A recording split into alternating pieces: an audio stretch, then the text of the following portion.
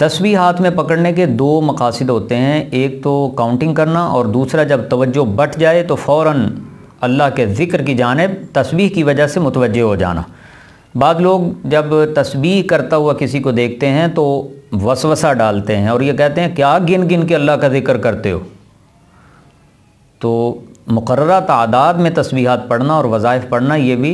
سنت رسول صلی اللہ علیہ وسلم، تعلیم رسول صلی اللہ علیہ وسلم کے عین مطابق ہے۔ تسبیحات فاطمہ مشہور روایت ہے، مشکوٰۃ شریف 209 نمبر روایت،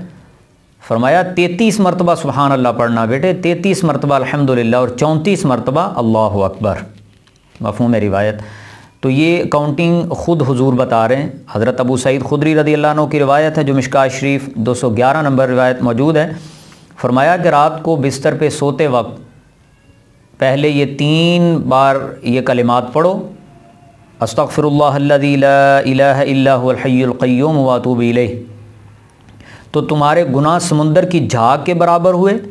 یا کسی ریت والی وادی کی ریت کے برابر ہوئے، یا درختوں پہ موجود پتوں کے برابر ہوئے، یا دنیا کے ایام کے برابر ہوئے،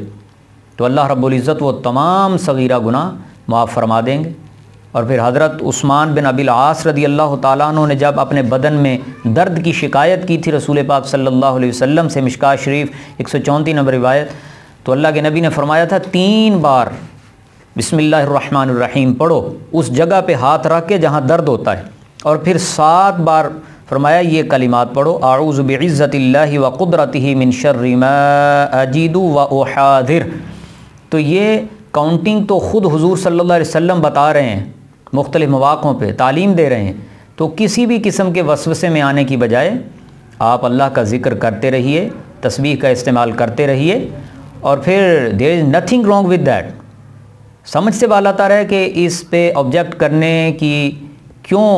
ضرورت پیش آ جاتی ہے۔ اللہ رب العزت اس طرح کے وسوسوں سے بچائے اور ہمیں اپنے ذکر و شکر کی توفیق عطا فرمائے۔